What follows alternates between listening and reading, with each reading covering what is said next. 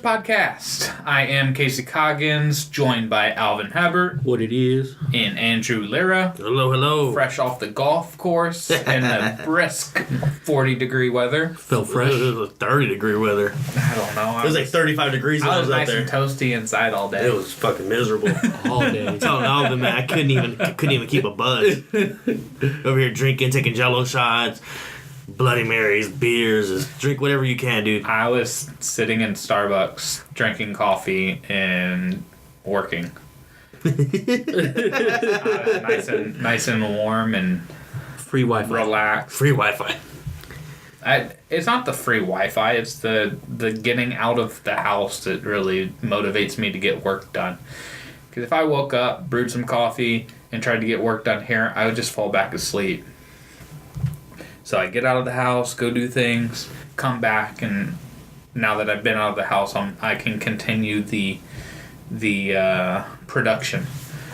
So getting into our sports podcast. We got a couple things to touch on. One main thing is the Bryce Harper deal. He is finally signed, and the largest deal ever, but it is not the largest deal per year ever. Yeah. That record still goes to Giancarlo. Did the Dodgers really offer him fucking $45 million for a year? Mm-hmm. Yeah, it was an 4 year, $180 million. Oh shit. Yeah. So $45 million for 4 years. He would have gotten over half in a third of the time of what he ended up signing for. Yep. But all in all, Bryce Harper is now a Philadelphia Philly. He is now the most wanted man in Washington, D.C. If you go into any Department of Defense building, FBI, Bryce Harper's... I don't even know if the FBI is actually located in D.C. I don't think it is. Isn't it Langley? Or is it the CIA? CIA's Langley. Because who knows? But Bryce Harper is the most wanted man in D.C. Because he went to the hated rival. And then, did y'all see the press conference? Where he said Bring the DC. championship back to D.C. I was like, hold on, that don't sound right. I saw a video of him saying that, and the colors are similar, white and red, and I just kind of was scrolling through and I saw it and I was like, oh, they're showing when he said like That's what I thought too. I was like, oh, flashbacks. and then I listened to Golick and Wingo this morning, and they're giving him shit for saying it, and I was like, you're an idiot. It's horrible. How you do that? He's like, Mike Trout wouldn't have said that. Mike Trout wouldn't have said that. But to be fair, Mike Trout wouldn't have said much. Yeah, he was just been like, I'm happy to be here. Thank you. No. Let's win some games. Let's play ball. What are you, a fucking umpire now? So what was y'all's initial reaction? Because it seemed like it was Phillies from just the jump, because they were the only team that was like Hard hey, pursuing him. like once he turned down the Nationals offer, it was like, okay, he's done. Where's he going next? And the Phillies were like, you just hold on to that, sign it whenever you're ready. Yeah, that's exactly what it was. They was ready to up the price too because of how the Dodgers When the Dodgers swooped in. Yeah. So him signing with the Phillies, I don't think was much of a surprise. But when you saw the years, the amount of money, the no trade clause, and the no opt-outs, what was y'all's initial reaction? Andrew, what was your initial reaction? All I really cared about was the money. And he said it after he signed that he wants somewhere where he wants to spread his roots. He wanted to be somewhere. He wanted to stay there for a long term. He didn't want to jump around, so he didn't. That's why he threw the no trade clause. You know what it seems like? It seems like he might be a little racist. He wanted to get out of Chocolate City so bad. And wouldn't he have done it in Boston? Oh, that's true. He would have gone to Boston. They wouldn't have had the money for him. They don't have the money for him. They just spent it on J.D. Martinez and David Price, and they need to save some money for Mookie Betts. But yes, if that was the case, he would have gone to Boston. He would have taken a discount. He would have been like, "I'll go there." $2 million a year. Like if only there was an MLB team in Alabama, I would have been set. Oh, dear Lord, no. God damn it. But you can continue your thought. I completely lost my train. You said you wanted to spread it. Yeah, he wants to be somewhere for a long time. He doesn't want to be able to be traded any chance. That's why he threw the no trade clause. And yeah. Well, I mean, he could have had that with the Nationals, right? Like he could have had the franchise with the Nationals. Yeah, but he didn't. He doesn't want to be a National. Yeah, he just didn't want to be there. He wanted to be somewhere else.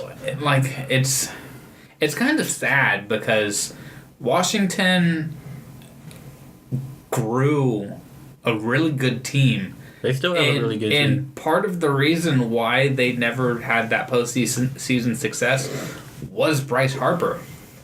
Like last year, they didn't make the playoffs, and Bryce Harper was like a 1.6 WAR.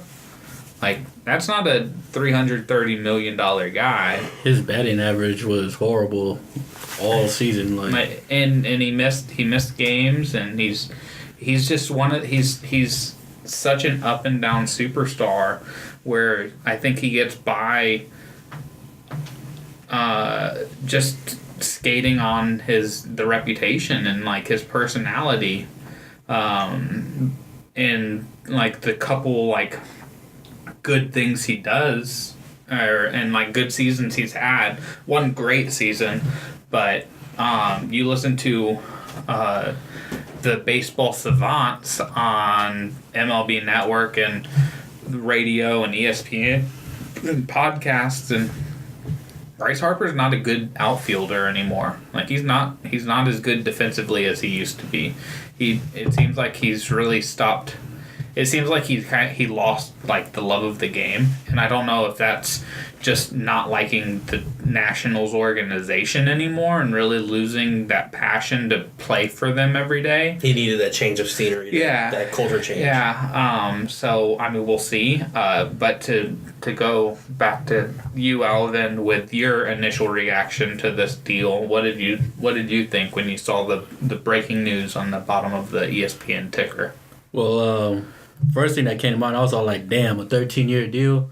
I was all like, was not expecting that. I was expecting 10 years. Yeah. And then I was all 13. I was all like, why 13? And then, of course, you hear that he wanted to, like, this was his last stop, and he wanted to make it his home. Right. Without the opt-out. Because if it was 10-year, he would be 36 at the end of the deal and probably still have another couple years left to at least be some kind of player. Get some more money from the Angels. Yeah. Or the Tigers. But then, like, again, like, breaking down the numbers, too, because he said he wanted $30 million a year, right? And now he gets, like, what, 25 or 26 with this deal because of the length of it? Something like that. And, it's almost like a basketball deal where the star player took a little bit less, so the team has room for like next year to sign another big name. The star took a little less. He's only taking $25 million. I'm just saying that matters. It matters a lot because in next year, Phillies have enough cap where they could sign somebody like Mike Trout. Yeah. For the $5 million.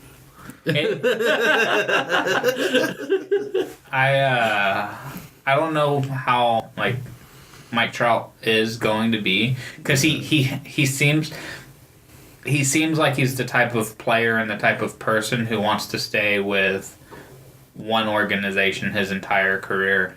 But then he's going to get injured, and then he's going to demand a trade because he got misdiagnosed. Then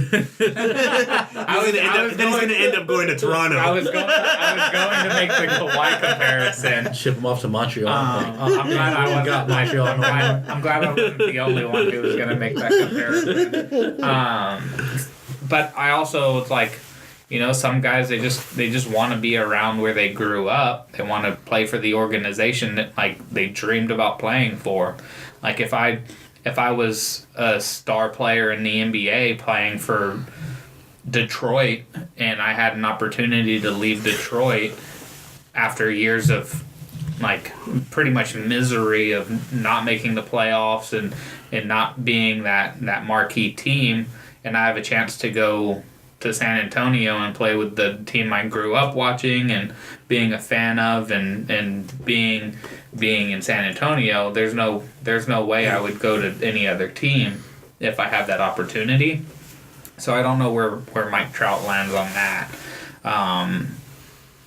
It would be best for the MLB probably for him to land in Philly, because that creates that marquee superstar outfield duo, two of like the best players in the game teaming up to try to go win World Series.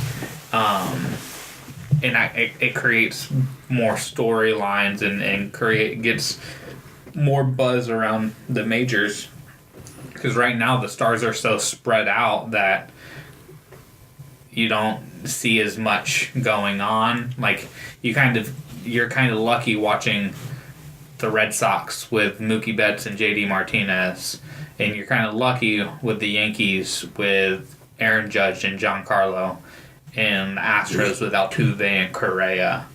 Like those are some of the best players in the game that just one after the other have at bats. That sometimes when you're watching, if you turn on the channel and you're watching Giants Dodgers, you could go 3 innings without seeing, or you can go 2 innings without seeing like a star player have an at bat. And if you're watching like the 3rd or 4th rotation member, you're pretty much just watching like non-star players for 3 hours. So that's, I think for the MLB it would be good for the MLB's ratings to have Mike Trout sign there. I don't personally think that that's going to happen now. My initial reaction when seeing the Bryce Harper deal was the opt-outs, because being the player that he is, having the stature in the game that he has, being as young as he is, he put all of his chips into this basket. Like there's no like, 5 years from now, if he doesn't make it to the playoffs 1 year and the Phillies just seem to not be able to build a team around him, and he's not able to propel the Phillies himself to the next level, he's going to be 31. He's going to be towards the end of his prime, and if you don't have an opt-out, like you're just kind of backing yourself into a corner, and you're just like hoping and praying that the Phillies and the GM and your stature brings people to you and create this great team. And I mean, the Phillies have a damn good team right now, but the thing about the Phillies this last year, when they were on such a run, I don't think they ended up making the playoffs because the Braves won the division. But, they were second in the division. But it was they were just a bunch of ragtag members. Jake Arrieta didn't get offered a contract in Chicago. He was a late signee with Philadelphia. Aaron Nola is the guy they drafted, I believe. Reese Hoskins is the guy they drafted. Miguel Franco is the guy they drafted. And then they had a couple other pieces that were either drafts or like minimum signees, and they were just they kind of had this like love of the team and the game with each other that really propelled them to the success they had. And so I don't know if them signing Bryce Harper is going to affect that chemistry and that kind of passion for the game, because now like is that player that you could see the passion for the game in last year going to see Bryce Harper and say, we got Bryce now, we're good, and kind of take his foot off the pedal a little bit. Well, they also signed JT. They traded for Real Muto. Traded for him. Yeah, they traded for him. They signed McCutchen. So they've definitely made the moves to kind of ensure that doesn't happen by getting veterans that know what this is going to be all about. But yeah, it's going to be interesting to see how it plays out, because McCutchen's kind of on the end of his legs, and then catchers are kind of disposable, so who knows where Real Muto is going to be in 3 years. And you can't really predict 3-4 years from now, because 3-4 years ago the Cubs had come off of getting beat by the Mets and winning the World Series, and now they're not predicted to make the playoffs with pretty much the same exact team, minus Dexter Fowler and Jake Arrieta. So who knows what it's going to look like, and that's why I think the opt-out thing was kind of crazy, because you don't have cards to hold. You're just you're signing this big deal and you're making a bunch of money. I get that, but if it doesn't work out and these 13 years go by and you're 39 years old and you've never made a World Series, you've only made the playoffs a handful of times, you were kind of a Ken Griffey-like figure when you came into the league. You're 18 years old, making it to the majors. He pretty much skipped all of minor leagues because of how good he was. If he's, that at the end of this deal, if he doesn't have a championship and he doesn't have any of this, I'll look back and say that 13-year deal was kind of not a good thing, because now we're going to say what if about you. And that's where I see it. It's good for the Phillies, because they have, we know how Philadelphia fans are, and so now that they have this figure to rally around, and this superstar to root for, that gives the Phillies a face across the country. Number one selling jersey right now. Yeah, he just beat LeBron. Shit. So it's a let's wait and see kind of thing, because if we see the Bryce that won the MVP for, let's say, 8 of the 13 years, this could be a great deal for the Phillies, because you get a guy who can be the best player in the game, talent-wise, for 13 years. So, are there any other Bryce Harper, Mike Trout, MLB takes that you would like to throw out? Before y'all have that, I do want to ask one quick question. What do you see Mookie Betts getting? Do you see him getting anywhere in this ballpark, or do you see him having something like, not 13 years? I don't think he's going to have anything more than 10. But what kind of deal can you see Mookie Betts getting, since he has a World Series and, is... What's there to give? What's left? MVP. I mean, it's going to be like Giancarlo Stanton money. And that's what I see. 10 for 3? Yeah, and I mean, every year the money's just going to go up. Especially with Boston, the owners that they have and the following that they have. They got deep pockets. They'll throw him the money for sure. It's going to be like around Giancarlo or even Bryce Harper money, but it's going to be more. I think it's going to be more. Andrew, do you see Mookie Betts? I see it getting up. I see it getting up there. It's just, I don't know, man. It's a lot of money. I mean, at one point, is it gonna max out? I really see the max getting to 350. 350. That's gonna be. Yeah. He's not going to get that kind of money, but I can see him getting the Bryce Harper type money. It just depends how Boston values him, and I think they value him pretty highly. Yeah, so Mookie Betts turns 27 this year. And I believe he becomes he has this is the last year on his deal, so. And he just won the MVP. Yeah, and. So there you go. Yeah, he was so damn good this year.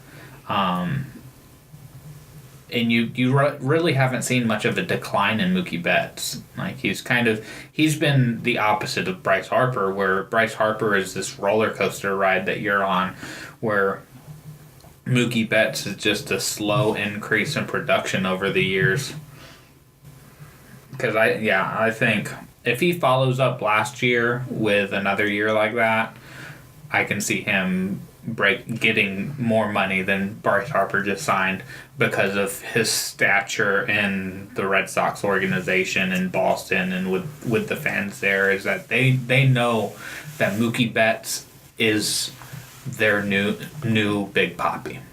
He's the new David Ortiz. He's the new Pedro Martinez. He is the Red Sox guy. And they already got J.D. Martinez locked up, like them two out there. Because they got J.D. Martinez on a steal with relative steal, because they still signed him for like 150, 180, but 10 years 180 I think is what the deal was. So they're paying him almost. He put up MVP numbers too. He was I think he was behind Mookie Betts on the MVP voting. Yeah. Yeah, they're set. They're good. Yeah, as long as they can keep finding pitching, that's going to be, because they have Benintendi and what's the other center fielder that they have? Jackie Bradley Jr. So they have a good young core, and again, I just brought up the Cubs about 3-4 years ago. You had a good young core and you just won a World Series. And where do you go from there? And injuries have kind of taken a toll on them. Look what happened with Kansas City. Same thing. Well, Kansas City ran out of money because they didn't have the type of money that the Cubs and the Red Sox and the Yankees and the Dodgers have. Like, they literally ran out of money, but also their players were older than what the Cubs players are and what the Astros players are and what the Red Sox players are, because you had Eric Hosmer, who had been with the organization for 6-7 years. Like, he was getting up there in age too. So, but I think it was more the money factor for Kansas City, because they had to let Wade Davis go as a closer and Lorenzo Cain. Yeah, and then they ended up trading Hosmer and Moustakas, and they've kept Salvador Perez, though, which has been good.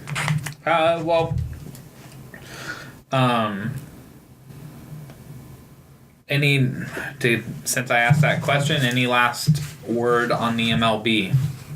Are we just ready for the season to get started? Spring training started, just waiting for the season. Are we doing fantasy baseball? I'm down. Nah, I'm not. Well, you've been doing the Yahoo League. Yeah. Are you still doing that Yahoo League with your family? Yeah, I'm still doing that. I'll get with them about it when they're gonna set up for draft and all that. Okay. So now, let's get to the NFL Combine that just wrapped up yesterday. I think. Yeah, Sunday. Yeah, yesterday, and there were some highlights. I didn't really get to watch much. The reason I wanted to talk NFL Combine was mostly because of Kyler Murray, because he is the straw that stirs the drink, if you may, with this draft. Because before the Combine, everything that you heard was wait and see what he measures out at. Because if he measures 5'8.5", like you can see him dropping 10, 15 spots. like our team's actually going to risk their job in their franchise for a few years on a 5'8" quarterback. And he comes in and measures 5'10" and 5'10" and an eighth. Yeah. And it was funny because when he got the measurements in his hands were 9.5 inches, and that's I think that's more of the factor than the height. Yeah. Because if you can't grip the football because your hands are not big enough and to throw the ball well, because the college football and an NFL football are different shapes. They're not the same ball. So you have to learn how to throw with an NFL ball instead of a college and high school football. So that was more of the deal. But he came in and he measured out well, similar to Russell Wilson. And they kind of the similar backgrounds. Professional baseball players got drafted, can really put a lot of velocity behind the ball. And we saw what he could do with his legs at OU. So his height and hand size, I think, ensured him a top 5 draft spot. Oh, they already say he's going number 1. Cardinals. What's his name? Oh yeah. Did you see what Josh Rosen did? Did we talk about that at all? No. Josh Rosen apparently on his all of his social media accounts took off all pictures with Cardinals gear, took it out of his bios, pretty much just ridded all of his social media of Cardinals. Yeah, because he knew draft day getting traded. He's getting shipped out. Because what's his name? Kingsbury, right? Yeah. Yeah, he already saying that. Well, so I think that was overblown because he was on record last year, during the season when they were about to play OU. He was asked, "What do you think of Kyler Murray?" And would you draft him number 1 if you had a chance? And everybody's overblowing that height. But think about it this way: he's a Big 12 coach about to face a Big 12 rival, and the quarterback is a Heisman frontrunner. Why are you going to say anything else, anything that can be seen as bulletin board material, when you're tasked with trying to stop that guy? Plus, they even came out and said that Kingsbury's been recruiting him since he was a sophomore in high school. So, Murray's been his guy, for the longest time now. Well, he's been trying to get. He just needed a quarterback. If Kyler Murray was one of the best high school quarterbacks coming out of Texas, he was no secret. But just because Kingsbury got this Cardinals job and they have the number 1 pick, they're look at his track record. He's been wanting this guy for 6 years now, or however long. Mm-hmm. It's yeah, but that was kind of his job. If Josh Rosen is the quarterback that we think he is, I personally think that Josh Rosen could have a better career if put into the right spot, because I think Josh Rosen has all the tools, in talent, that a starting quarterback and a good to great starting quarterback has. I like Josh Rosen the most out of all the quarterbacks last year. I liked him more than Sam Darnold, and I liked him more than Lamar Jackson, and I liked him more than Baker, and I liked him more than Josh Allen. I thought he was the best quarterback in the draft as far as talent goes. I'm sure so did the Cardinals, and now they're back to square one. Well, not really, because they win a year. It's one of my biggest pet peeves is that teams are so quick to give up on people that they don't let them develop and don't let them get into a system. Well, because it's always that whole thing, like, well, that's not his guy. He didn't draft him or he didn't sign him, and all that crazy shit. Like, it's what is the quarterback's name? It's like Jay Cutler. Jay Cutler, his first 7 years as an NFL quarterback, had 7 different offensive coordinators. Like, you're not giving him the guy to really, like, him to get comfortable with, like, know the plays, know the scheme, know the verb. Like, you're not building him up. You're just saying, hey, you can throw the ball well. Go fucking throw the ball well. You're not actually trying to cultivate the talent that he has, because it's more than just arm talent. Every quarterback in the NFL can throw a damn ball. But you look at the great quarterbacks, it's not because they can throw the ball better than these other guys. It's that they understand the offense better. They understand defenses better. They have the mental game down much more than these other guys.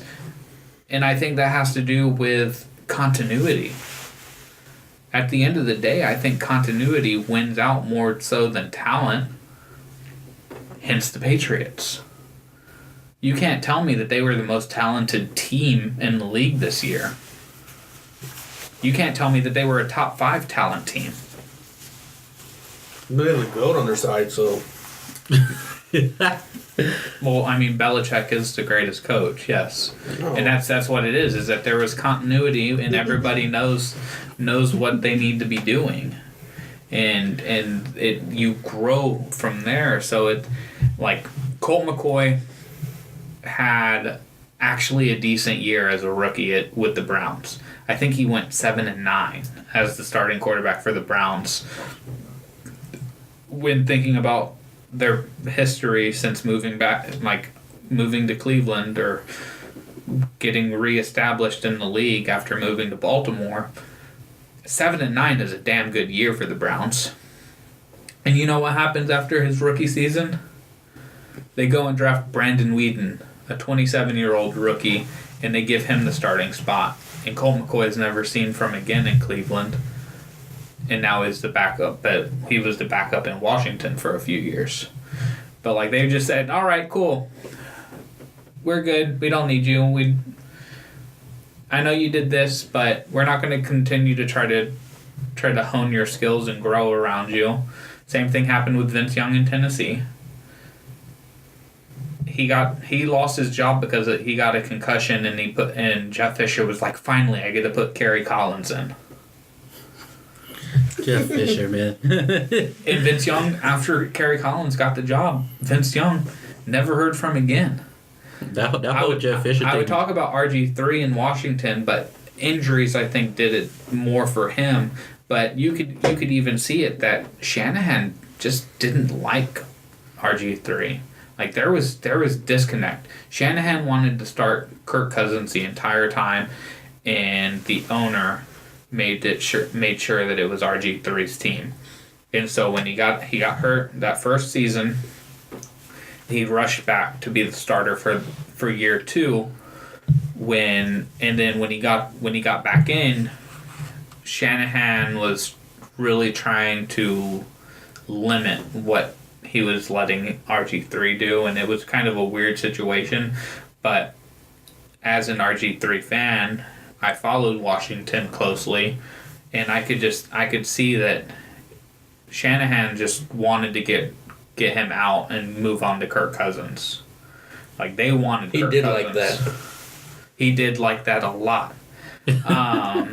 And it's a bummer for Rosen, because I think, if a team actually gave him a shot, that I think he could be suitable for years to come. I would probably put him in the Matt Ryan kind of category, where in the right situation with the right team, he could win an MVP. Oh. I mean, I know how y'all feel about Matt Ryan. But Matt Ryan is probably the 10th best quarterback in the league. Yikes. The 10th best. I'm just like naming down quarterbacks right now in my head. Like, Yeah, see how far you can get before you land on Matt Ryan. You got Tom Brady at 1. Okay, I'm fine with that. Pep. I mean, just like not in regular order, but you got like Brady, Mahomes. You got Is he better than Rodgers. Ben Roethlisberger right now? Right now. Not in his career, right now. Did he have a better season than Roethlisberger, or is he better? Is he better right now? If you were going to pick No. a quarterback out of those two guys, you would rather have the 6 interception a game guy. Yeah. I'd rather have Big Ben. Yeah. Best deep ball thrower in the game. I'm not going that No. far. Yeah, he is. No, I'm not going there. he's not. Okay. He's, So just listed off quarterbacks. Aaron Rodgers would probably be the best deep ball thrower in the game because that's all he yeah. tries to do now. Yeah, that's all he does. See, Yeah, you see the instead of success run in and that? gun, it's run or gun. So you got Brady, Mahomes, Rodgers, Ben, Ben, Cam Russell, Cam and Russell. Cam Russell, Phillip Rivers. Breeze. That's 8. That's already 8. And then from there, I know I'm missing some names. I know I'm missing teams. Watson. So it's kind of Watson? I guess it's kind of Yeah. as far as like see it's tricky because I think our brains are meant to think who would I rather have if I was starting a team, and that's what like when we think of like talent and stuff like that, you put a lot more into just the talent of the quarterback. You think about where they can like. I think with Roethlisberger, a lot of it's what he's done in the past. Same thing with Brady. Because if you watch Brady throw the ball this season, it wasn't the same Brady. Luck. Luck is up there. Wentz or Foles. Foles. I wouldn't put either of them above Matt Ryan. I think Wentz and Matt Ryan. They are in the same class. The 10 to 15 range is because like we didn't bring up Baker. Like Baker Mayfield is I don't think he's top 10 talent. We didn't get a serving size big enough to put him in it. Like a talent wise, like I don't think he's top 10 yet. But I also don't think that Roethlisberger talent wise is top 10 right now. Like it's like That's crazy. That's crazy. Luck. But I would probably put Luck in there because every time he actually steps onto a football field, all he does is succeed and put up solid statistics. I don't know about succeed. They don't win. But You know they made the playoffs this year, right? I know, but they didn't. He didn't just succeed all the time. He stepped on the field. He won, but he didn't He's made win it to the all. playoffs. I think 4 of the 5 years he's been healthy. Keyword. Well, yeah, I just said when healthy, like he plays better than Ben Roethlisberger does. Oh yeah, I'll say that. I'm not going to argue that one. I'm not putting Ben And I Roethlisberger would against the also, world. I would also say that he has less talent around him than Ben Roethlisberger does. Ben Roethlisberger had Le'Veon Bell. He didn't have Le'Veon Bell all year. I'm just saying like he's had like in the last let's say 4 years. If you want to say, okay, yeah. He's had Le'Veon Bell, Antonio Brown, Juju. He had Juju the last couple. Like he's had talent. The best player that Andrew Luck has played with is T.Y. Hilton. Where on the wide receiver depth chart do you put him? Wait, what are you talking about? Like, when you think best receivers in the league, if we were playing the same game with receivers in the league, He's top 10. where do you put Ty? Yeah, I'd put him top 10. No, there's no way. What? There's no way. How's there no way? Antonio Brown, Juju's better than Ty.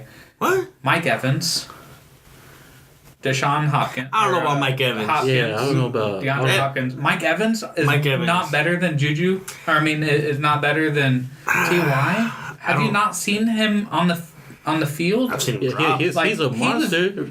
What do you feel about Jameis and Fitzpatrick They're as trash. quarterbacks? They're trash, right? Yeah, Have you seen what Mike Evans is doing in the league? Because he's been playing his Straight up no. They don't televise the Bucks. Yeah, apparently not. I was like, I don't watch what goes on in Tampa. So He had his worst year this year.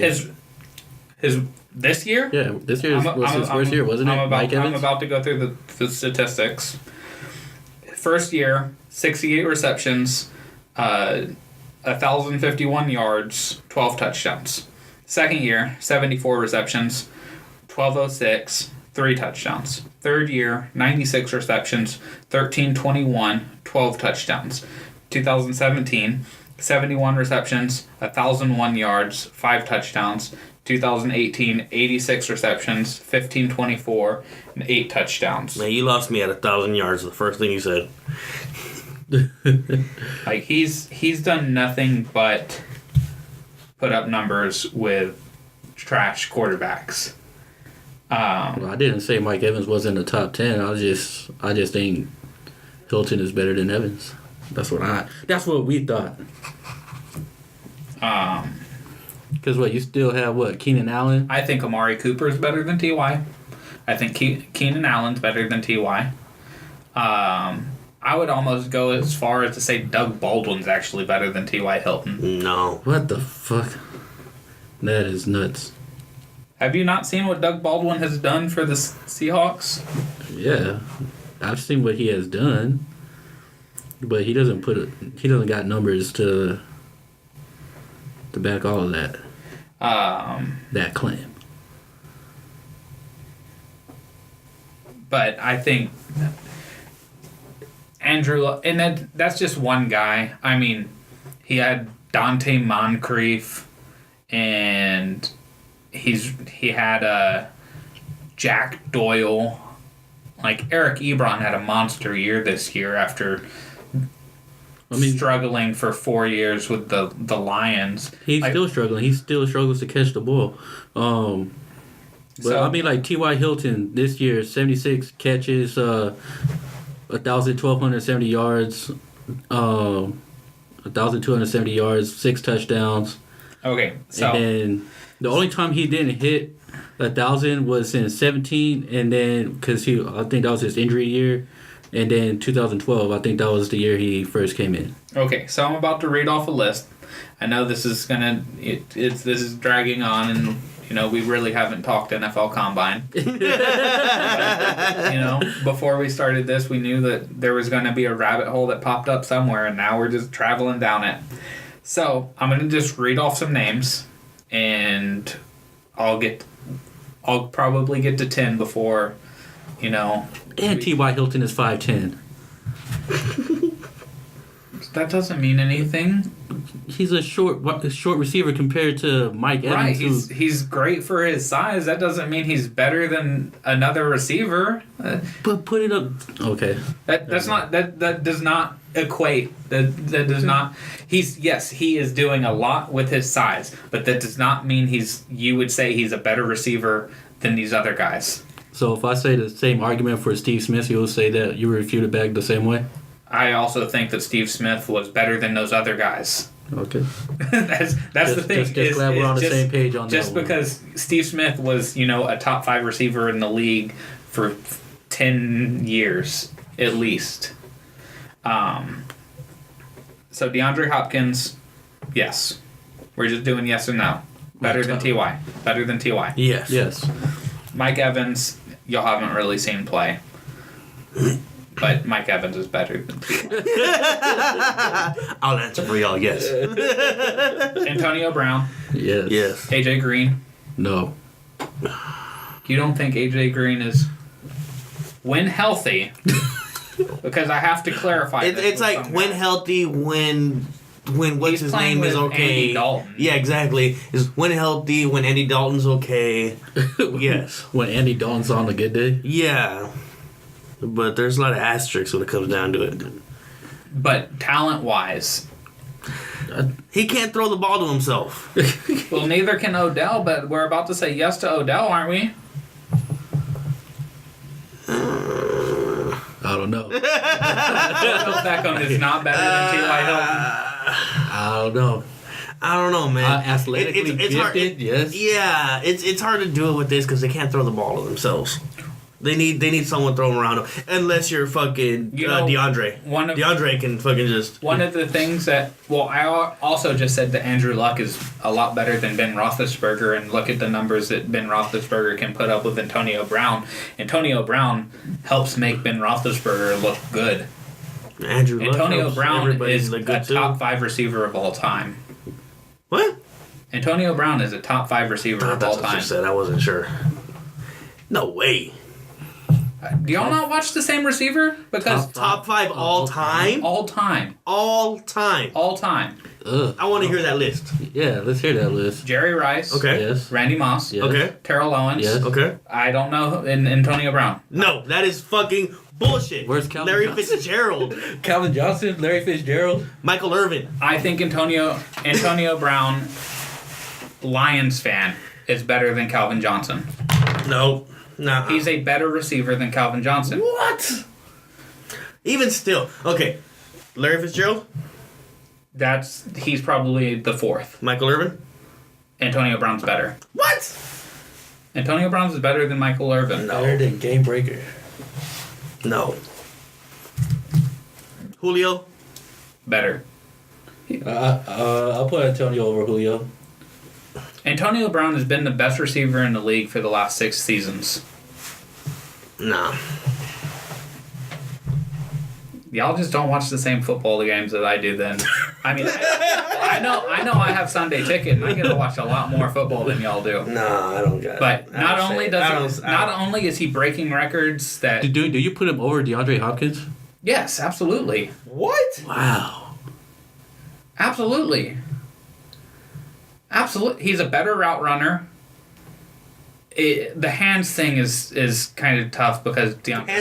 How's that kind of receiver? How's that kind of tough? I mean, it's saying, all right, well, this guy he didn't have a drop this year, and he drops maybe 1 pass a season, but he also has less targets, and, the passes that actually get to him. That's the thing. Is like you have to fuck out of here. Goddamn asterisks. but that's what it is. That's all football is asterisks. Like all football is asterisks. Because for quarterbacks, it's based off of, is your offensive line good?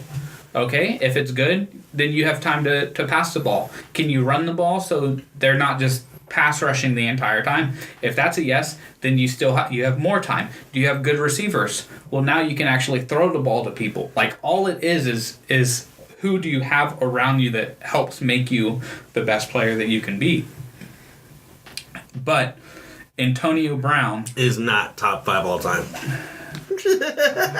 There's no way he's top 5 all time. He's like 6 or 7. He's like 8, he's like 8 through 10. I think y'all are putting DeAndre Hopkins because of the spectacular plays that he makes. No, because stats, he's worse. Stats, he's way worse than Antonio Brown, and he hasn't been doing it as long.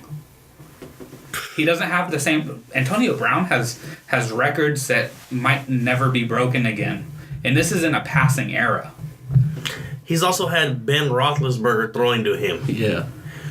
Who has DeAndre Hopkins had You was making a defense for Mike Evans playing with trash quarterbacks. DeAndre Hopkins played with some trash quarterbacks. And doing that much better. Been in the league, I think, 6 years now. Some maybe like and that. He's had a year and a half with Deshaun Watson, and with Deshaun Watson, his numbers are way better than before Deshaun Watson. And yes, I know that goes to the trash quarterbacks, but he wasn't making trash quarterbacks look good. He was looking. What? He wasn't. They made the playoffs not because DeAndre Hopkins is a great receiver. They made the playoffs with T.J. Yates at quarterback, their fourth string quarterback, because they had a great defense. They had the number one defense that year.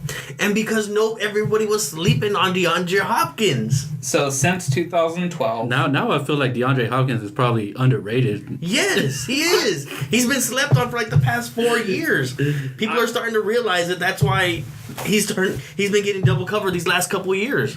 So Antonio Brown in 2011, this is his second year. So DeAndre Hopkins was drafted in 2013. So okay, so that was 2013 was his first year. So he's had 13, 14, 15, 16, 17, 18.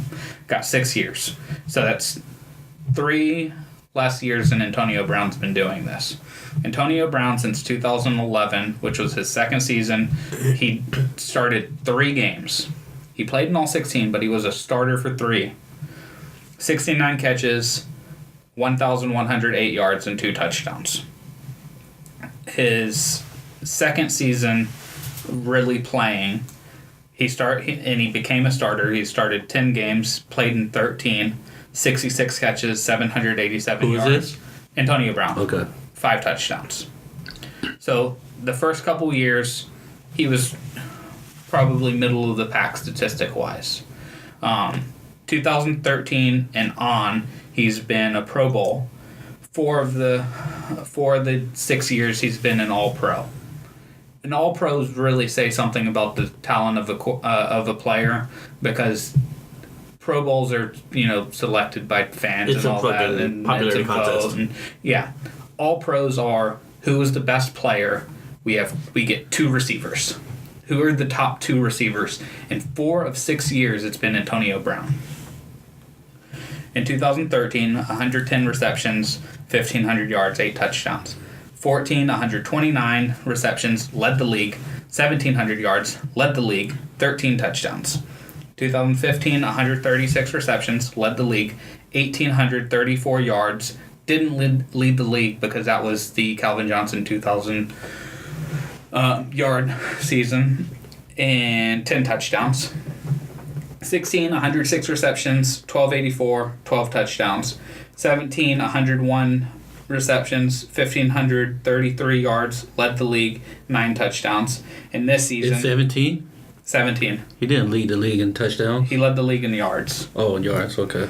And then 18, 104 receptions, 1,300 yards, 15 touchdowns, led the league. So, Oh, no. So for 6 years, he's had over 100 receptions. So DeAndre Hopkins' numbers, they're like pretty much comparable. Yeah. Not too far off compared to Antonio Brown. Except the only difference is there's no fucking Ben Roethlisberger throwing the ball to him. And also, if you want to throw the T.Y. Hilton's only 5'9" or whatever. 5'10". That's it. Antonio Brown's 5'10". DeAndre Hopkins is 6'3". Yeah. Yeah. Like, there's... As far... Like, being that short and having that much production does say something to your ability. And Antonio Brown is the best receiver in the league at that stature, putting up these numbers. I believe one season he had 100 yards in, I believe, 12 consecutive games, which was a record. Like, he has the record for consecutive games with 100 yards. He has the record for, I believe, consecutive games with at least 5 catches. Like, all he's done is produce. And when do you think was the last good year that Ben Roethlisberger actually had? Because I think he's kind of been trapped like maybe for the last last 4 year. years. Nah, it was maybe last year, 2 years ago. I felt like the past couple seasons he started off hot, but then like just Came down to teetered earth. off. Yeah, like he would teeter off. Because Ben Roethlisberger in 2014 is not the same Ben Roethlisberger as like 2008, but it's also one of those things where it gets into the era discussion where it's like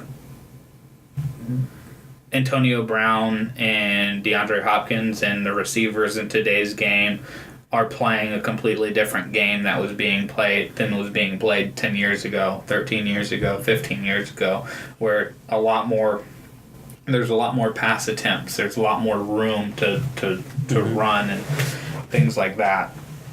But because that's why you see, like this year, Ben Roethlisberger led the league in completions, attempts, yards, but he also led the league in interceptions. Ben Roethlisberger hasn't thrown less than 10 interceptions in a season since 2014, and he's done it twice since 2011. So he throws a lot of interceptions.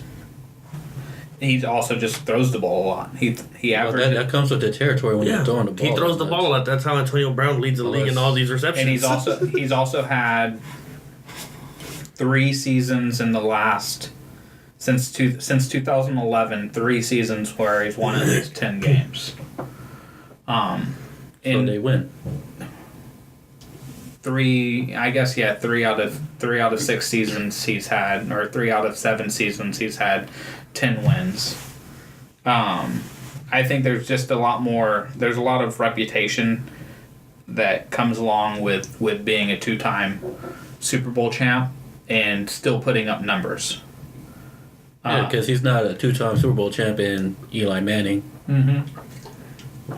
But Eli Manning also has a lot less of a team talent-wise. And for whatever reason, he just wouldn't throw the ball to Odell every time. I don't give a shit if there's 9 men covering Odell Beckham. Yeah, this Ben Roethlisberger didn't give a shit about Antonio Brown being triple coverage or anything like that either.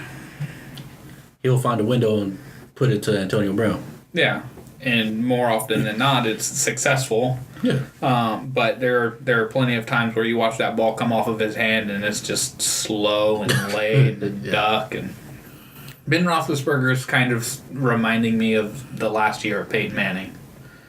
Like, that's what Ben Roethlisberger looks like to me when he's playing football. But when you throw the ball 700 times... That shoulder ain't going to be good all the time. You're going to have to zip on it all the time. So I know we went down a rabbit hole, and... Are we still talking combine? We're going to get to the other guy about the combine. Because, I mean, this led off with Kyler Murray and Josh Rosen. Like and we tracked it all the way back. That's where we started. We grabbed our shovels and just started digging. We take the red pill all the time.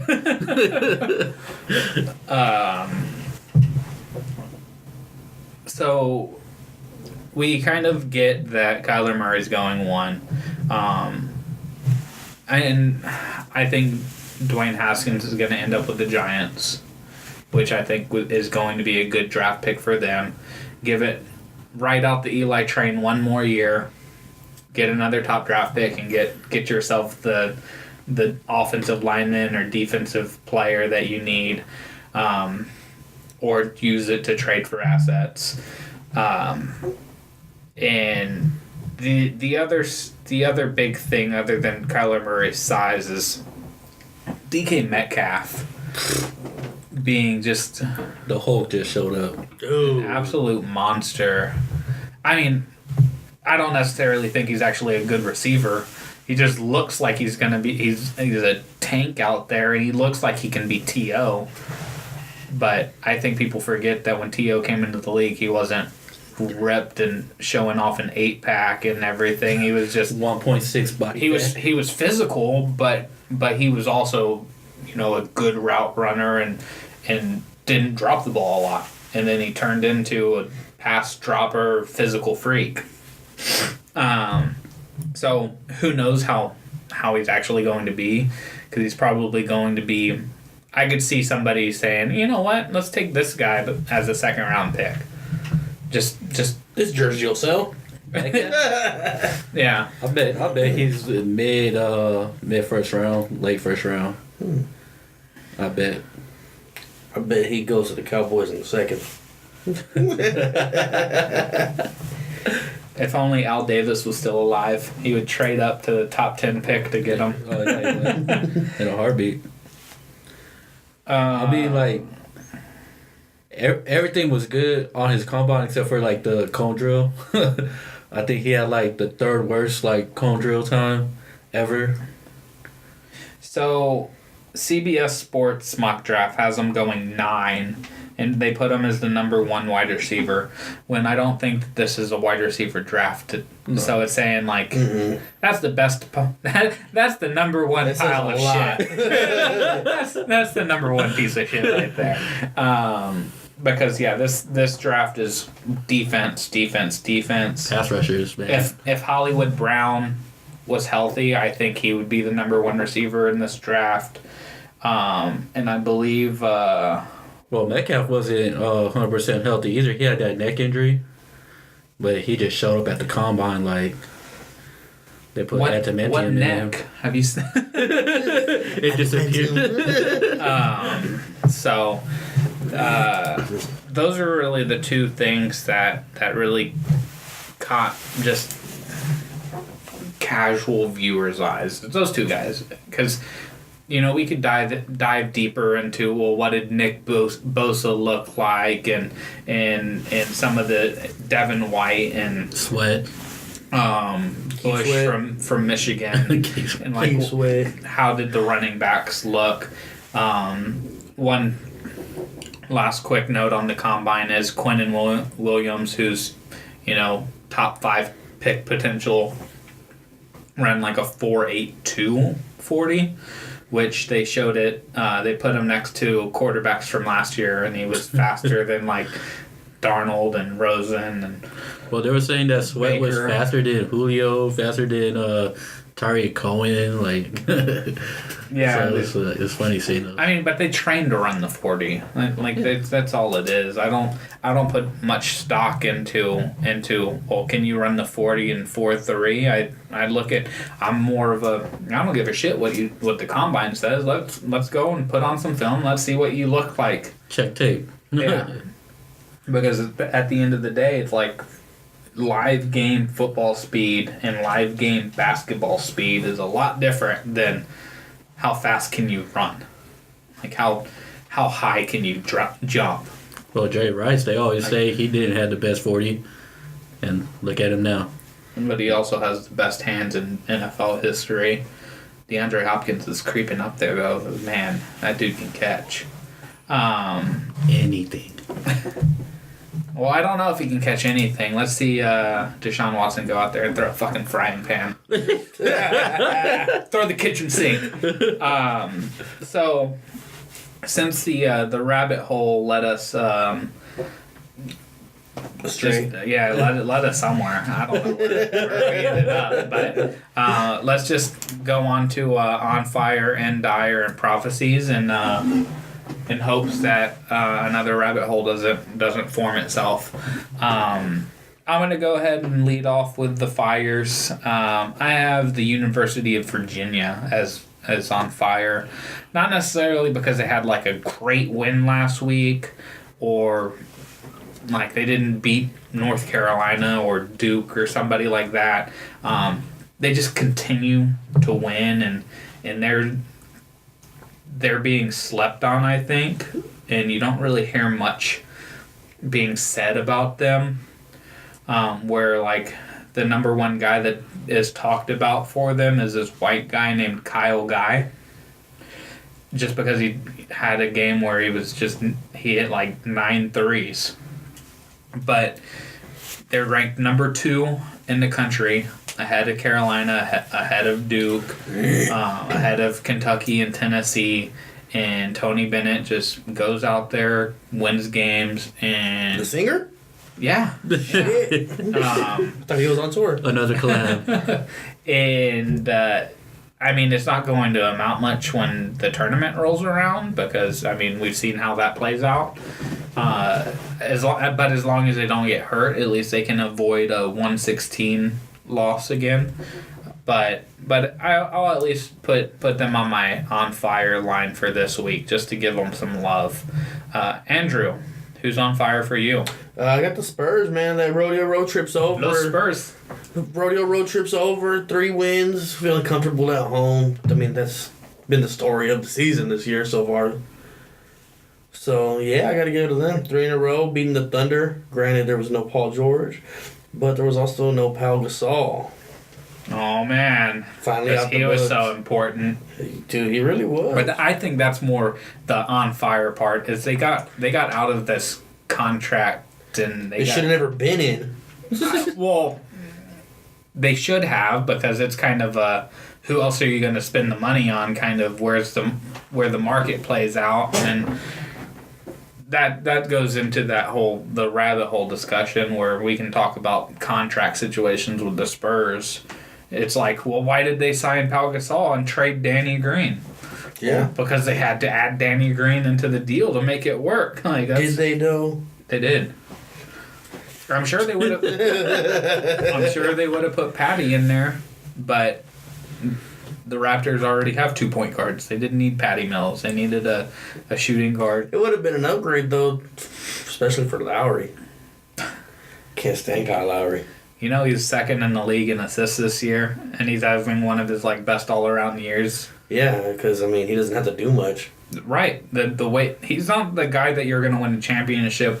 He's not going to be your third best player. He's what Jacques Vaughn was for the Spurs. You remember when Jacques Vaughn was playing with the Spurs back in 03 or 05, where he was a backup point guard because we had Tony. Yeah. But he was he solidified everything. He would come into the game and he was the veteran presence point guard. And that's what Kyle Lowry is. Let all these other guys, Siakam and OG and Kawhi, have all the fancy highlights and score a bunch of points. Just go out and don't fuck it up. And Kyle Lowry, as long as he's that guy, I think they're good. Just don't fuck it up. But he's also a lot better of a defender than Patty Mills is. Well, it's just the size, yeah. I guess it's a lot of size because Patty sure as hell tries. Yeah, and he's sure as hell quick enough. Yeah, if he was big enough, he'd be great. If he was the size of Russell Westbrook, imagine how good he would be. Alvin, on fire for you. On fire for me. I've been wanting to mention this a couple weeks, but a lot more other stuff just became more important. But Kylian Mbappe, he was the youngest player to reach 50 goals in a season in Liga 1 at just age 20, man. This kid is just breaking records. He already broke a Pele record.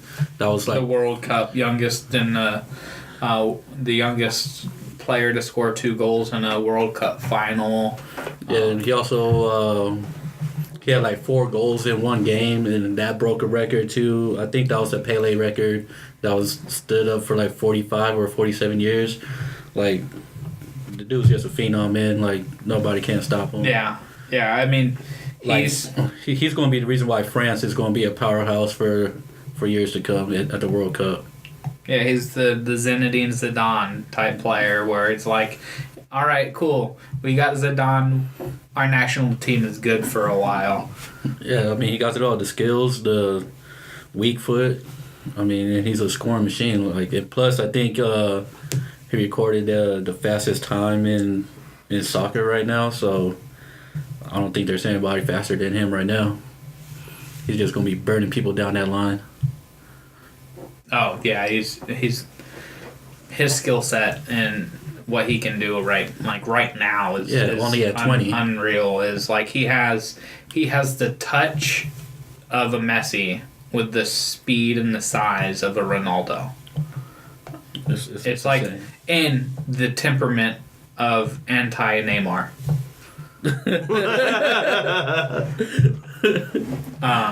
Just real humble and laid back looking. Yeah. It's all I want to do is play soccer. I don't really.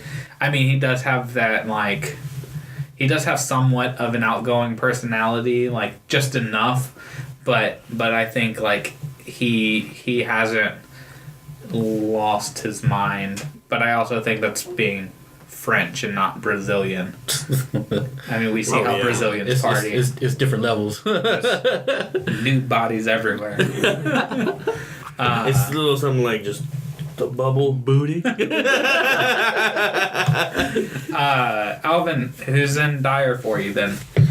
And dire for me, we was talking about him. I think Antonio Brown, man. Like when he went on the shop with LeBron James. Yeah. That mustache, man.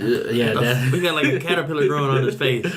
That just looked like you're around your like group of boys and you're telling them like, You're yeah, gossiping. man, yeah, like this girl, like, man, all she does is just like blows me up and like never leaves me alone. And like your guy friends are like, man, she just like wants the D or like forget that girl, like she's just a thought or whatever. Like the way that he was trying to I took it paint as a picture bitching. for. Yeah, the way he tries to throw Big Ben underneath the bus all the time now is I just don't crazy. blame him for that, but we've obviously have different interpretations of what the Steelers look like. But it's just a matter of just like, why are you bitching? Yeah, it's like why? Yeah, You're getting what you want. Like You're coming off as a fucking brat. yes, yeah. That's definitely the case. Is he's coming off as a brat? He's like, he calls them 52 kids. It's just like, motherfucker, he's like the elder statesman in that fucking locker room. yeah, he was all talking about like how but to be fair, and I hate that this is going to happen. Tom Brady is the oldest fucking football player in the league that's not a kicker, and you see him like kicking it with the young guys, and like if you listen, Tom Brady wants to be cool. If you listen to the teammates, like Tom Brady is like inclusive, and he wants to really like be a team. Where the stories that come out of Pittsburgh are Ben Roethlisberger is kind of a douche. Yeah. And I mean, I'm not saying Antonio Brown's not, but Would you say it's kind of Pittsburgh-esque? Pittsburgh-esque? he fits the mold. since He fits the city, yeah. since Tomlin took over, he's Pittsburgh-esque. Because before, when Bill Cowher was he was stern, like everybody's like Ben was one of those kids, and he was the kid. Yeah. They went 15-1 his rookie season. He was a rookie, and he went 15-1. Cowher controlled that locker room. Tomlin does not. Yeah, Tomlin runs that Cincinnati Bengals, Marvin Lewis, like, just don't get arrested, please, kind of locker Please room. don't rape nobody else. I did. He also told a story about one time where he told Tomlin, he was like, hey, I'm a bit banged up right now, so like he kind of like wanted to ease into the game and all that stuff. And Tomlin's all like, well, if you feel that way, you could just go home. But yeah. like come on, bro. He's coming off as a brat. That's exactly what that is. And then like you had like LeBron and the other guys just laughing and just like, oh man, like he's told you that for real. Like, I mean, I'm not fucking bitches. I'm okay with Antonio Brown saying, hey, I'm not feeling 100% right now. Like, if we can just... Man, this is football. But exactly, it's football. No one's 100%. This is football. But the coach can at least say, if you have a matchup, we got to go to you. Like that's the thing. Like exactly, they can call plays for the first. They can call the first 10 plays to not go to him. And he could also just not say anything. Unless it's the team doctor coming at me saying, like, he's banged up, like ease him in and all that stuff. The coach is the manager mainly. Like when you think of your job and think of if you went to your manager saying like, hey, I'm not feeling too well today, like, is it cool if I just say is it cool if I take an extra a 10-minute break?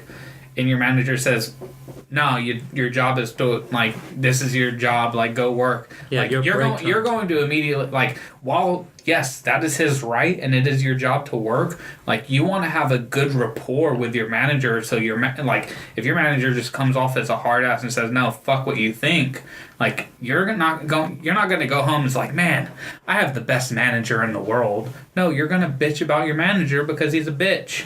Well, you think Tomlin came off as an easygoing guy? Like, since day one, Tomlin came off as Imagine him running that by Belichick. Oh, yeah.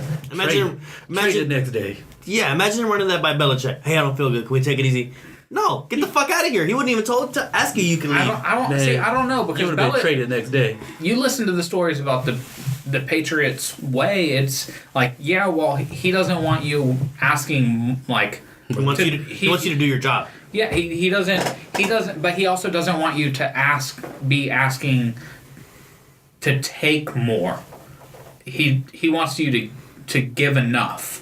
He's not asking you to. He doesn't want you taking. He wants you to give. So if he goes to, you're taking my time asking me that question. If he goes to Belichick saying like, "Hey, I'm a little banged up. Can we ease me into the game?"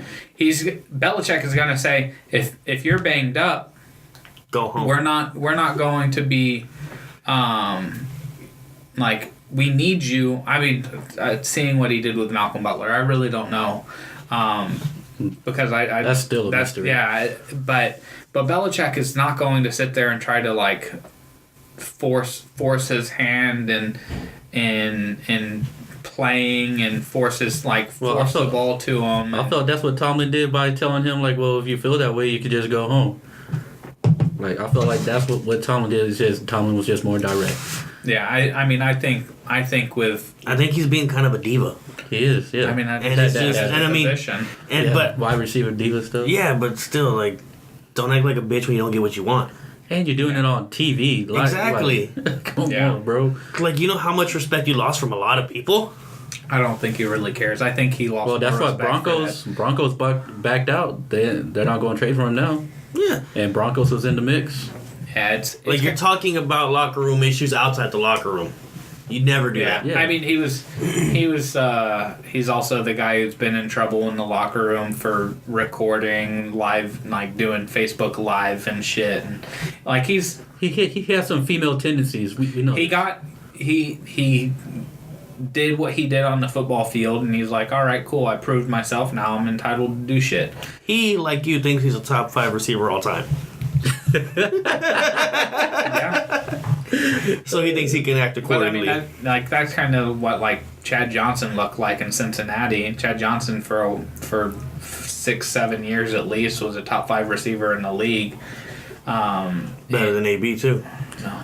Well, Cincinnati organization is a lot different compared to Pittsburgh organization as well. But I think there is some part of Antonio Brown that comes off and rubs people the wrong way and just like shut up and it's the same to OBJ. Yeah, and like when he comes off with his stupid bullshit, I mean, just shut up and play. Like I don't want to listen to well, and it's yes, you're entitled to your opinion, like and yes, like you feel like say how you feel. Like I'm not trying to say that do the whole shut up and dribble type thing. Shut up and play. Like I don't want to listen to you. Like you get paid to play football because that's not who I am. Like no, like say what you want and say how you feel and like. But you can have your views. But like, and I think that's really kind of what he just has the wrong view, and I have no problem saying you have the wrong view. Even Larry Fitzgerald said that he has the wrong view. Yeah. Why can't more wide receivers just be like Larry Fitzgerald? Exactly. Or Calvin Johnson. Even DeAndre Hopkins. No, even not DeAndre Calvin Johnson Hopkins. because he quits on your team. Well, I mean, when you play with the Lions. That's a bitter ex-girlfriend right there. He gives up on your relationship. I mean, Barry Sanders did the same thing for you. Yeah, but Barry Sanders had more of an excuse than Calvin Johnson. It's also Detroit. Because they traded his best friend on the team, and like all of the moves in the mid-'90s that the Lions made got rid of the best players on offense with Barry Sanders. Like that's all the moves they made. They didn't do anything to try to make their team better. Calvin Johnson retired from the Lions when their team was finally getting good. Can't hate a man for retiring. But I mean, relatively good. But but they haven't been like a dumpster fire for the last like 7 years. Like I'm cool with Antonio Brown like speaking his mind. Just don't air out dirty laundry and look like you're gossiping with your homegirls on TV at the round table. But that's just how you see that show then.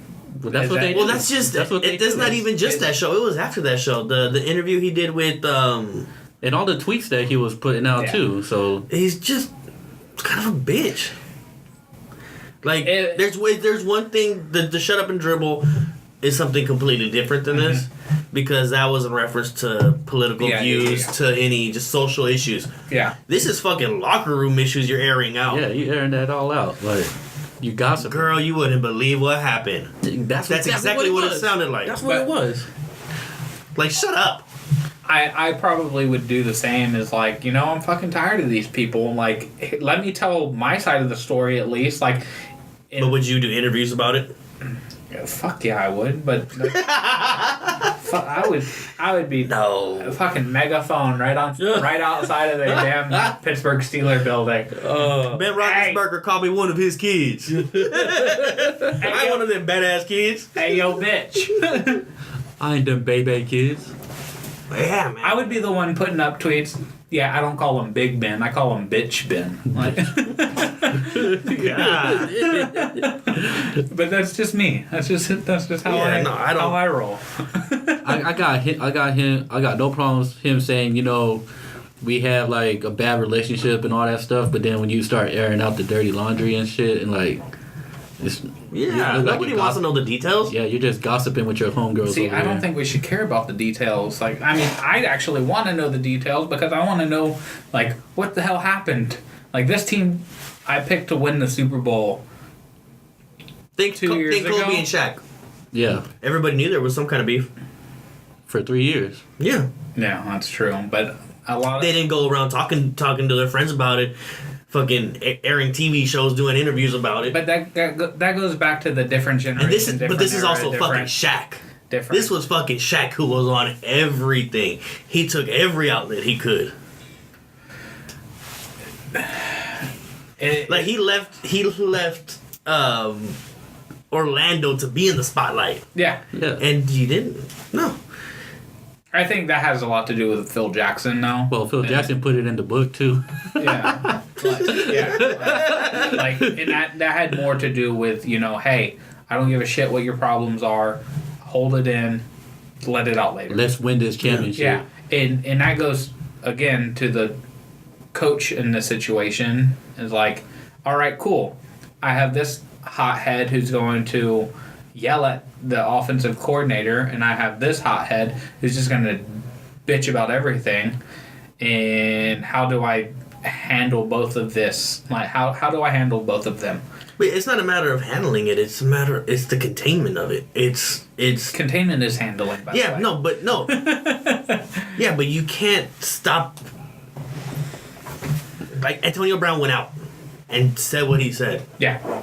That's not on the coach. That's your personality. No. But that's like, the coach is the one that handles the two What I was trying to say when you brought up Shaq and Kobe is, it's 2019, and it's everybody has an ability to speak their mind, and the people who speak their mind, they might have 3 guys sitting around the table doing a podcast talking shit about their mind being stupid, but you have so many outlets to speak your mind where and it's more it's like more socially acceptable now to just kind of blurt out crazy things.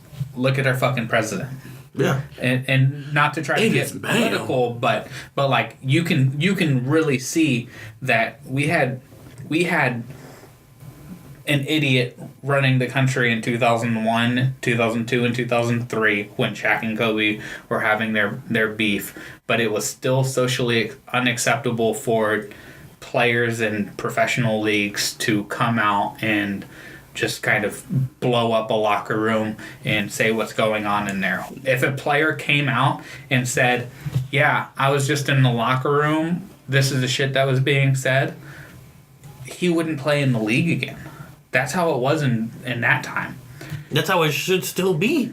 That's how it should still be.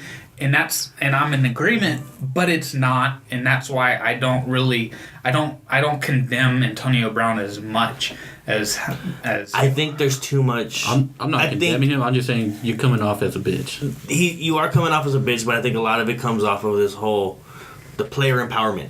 Yeah, the players have so much power. If everything was, people were like, well, you're coming off as a bitch, but he's like, I'm just trying to get my side of the story out, because before I was telling people what was going on, they still hated me and they were still taking Ben's side. But on top of this, no one's saying Ben's side of the story. There was no story. There was no story. You're making the story. He is, but he is.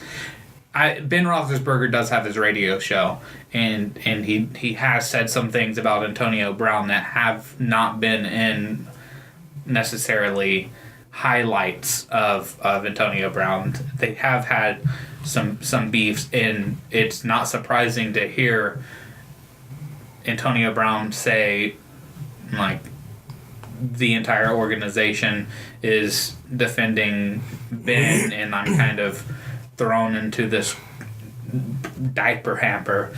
Like, he's just kind of tossed aside, and like, we don't care what you think. Like, he's our quarterback, and it gets to the NFL and the way that the NFL thinks of their quarterbacks, and they're the face of the franchise, even though they might not be the best player on the team. Well, that, and he's just got seniority in there. And like, look at the Legion of Boom in Seattle, and when they started favoring Russell Wilson, like, look at all the shit that came out about that. How Russell Wilson wasn't black enough. Like, you remember that story?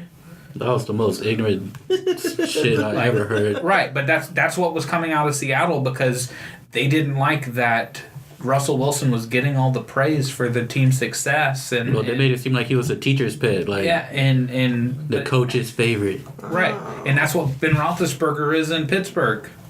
Yeah, but I still think Tomlin will lash out at Big Ben the same way he'll lash out at Antonio Brown. I don't know. I feel like if you want to say, like, the owners treat, I don't see Tomlin lashing out at anybody.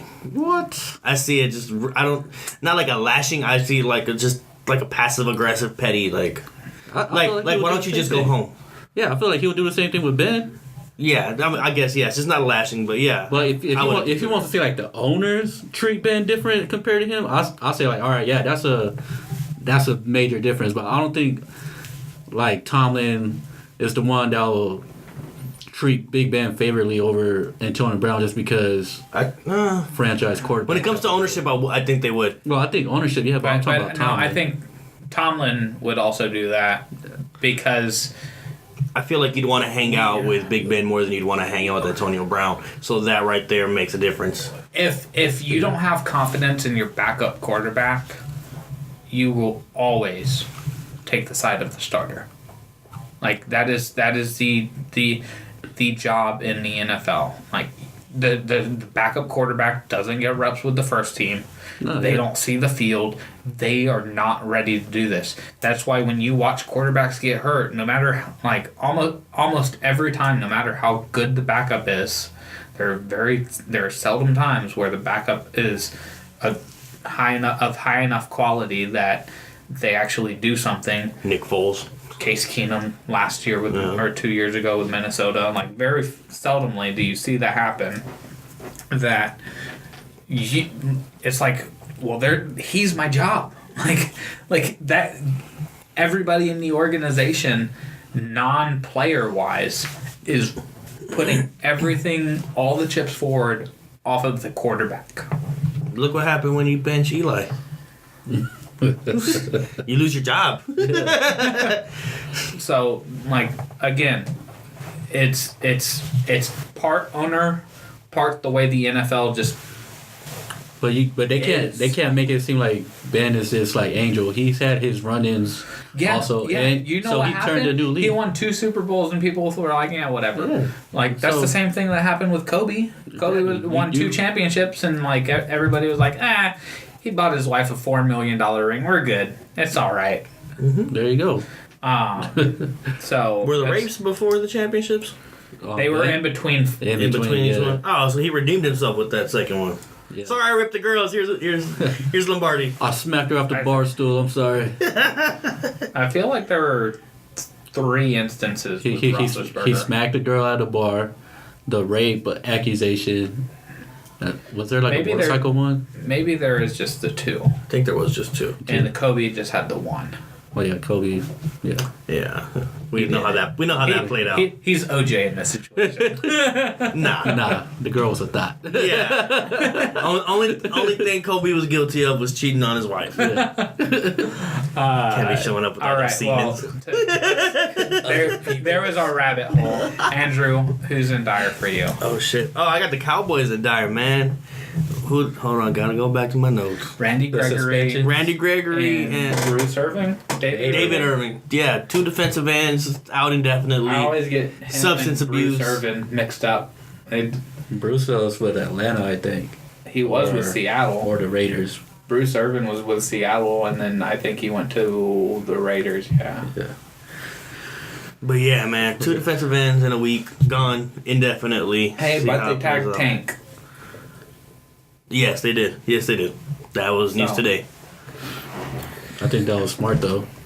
They smart. They wasn't going to come up with a deal. Texans. Before. They're going to try and come up with. They said they're going to try and come up with something. It's going to be like during the season. Yeah. Or try to get it before the season starts now. So my end dire is the Phoenix Suns. They won a game. In the words that is why they're dire. in the words of fucking Spike Lee, we're tanking. Yeah. Yes, we're not trying for Zion. Or we're dying for Zion. We're dying. That's what's going on, and they beat the Lakers, in which they shot 40 free throws. So maybe.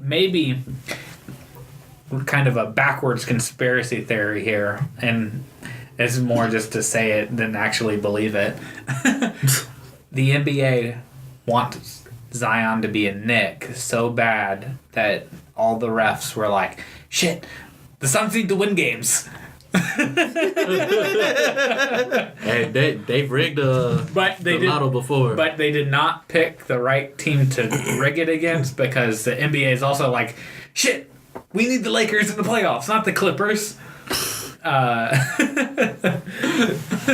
here without LeBron. But that's the only reason the Suns are on my dire list or line, because they're trying to go like winless the rest of the way so that they have the best chance. And I know the lottery's different and top things 3 have changed, or bottom 3 get the same percentage. And it's kind of odd. I think they really should just fuck it, give everybody the same odds. Like, how mad are you gonna be if Cleveland gets the number 1 pick again? Oh my god! Who cares if a team that almost made the playoffs gets the number 1 pick? Like, would you care if? Well, let's not use the Spurs, but I mean, we would probably care if it was the Lakers.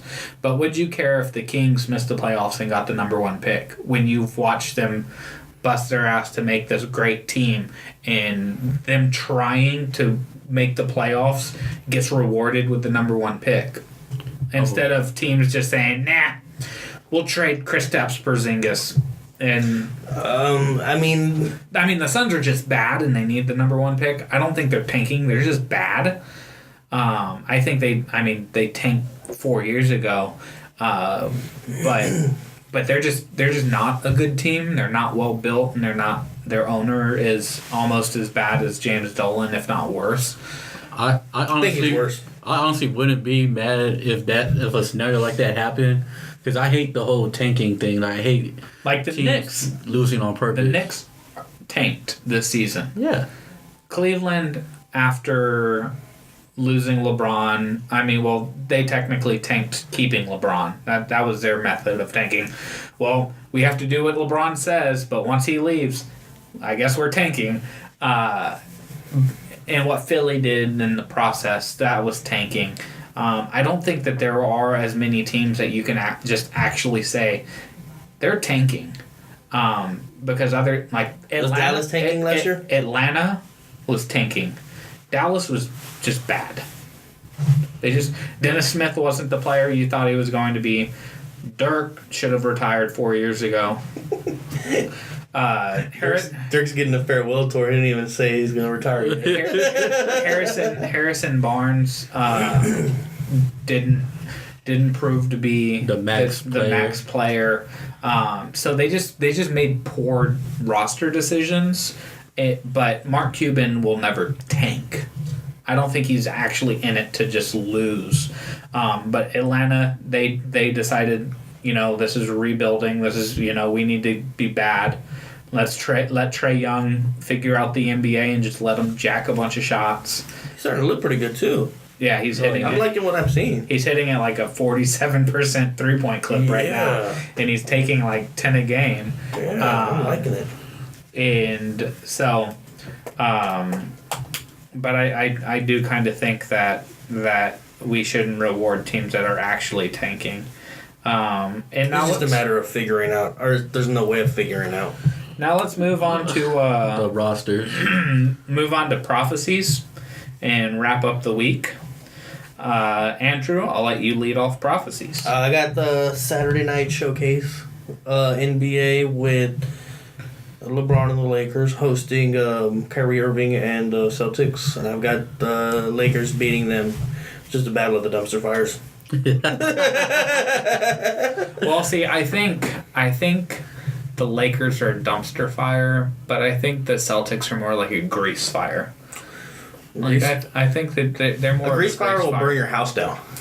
Pour a little baking soda. Dumpster fires are isolated. But it is a bunch of trash on fire, and it smells bad, and it's nothing that you care about to actually stop. Like, you're just going to be like, whatever. Shit, check that out. But with the Celtics, it's like, shit, this is a good team, and like, you trying to put this out. They're talented enough to beat the Warriors. Like, we need to stop this grease fire. We need to don't throw no water on it. We need to smother it. Yeah, we need to smother this. So there's the difference of the grease fire, dumpster fire that I was trying to make. Alvin. Well, y'all already know what it is this North weekend. Carolina. Yeah. In North Carolina. And, of course, we are going to beat the Dukes. The Dukes? The Dukies.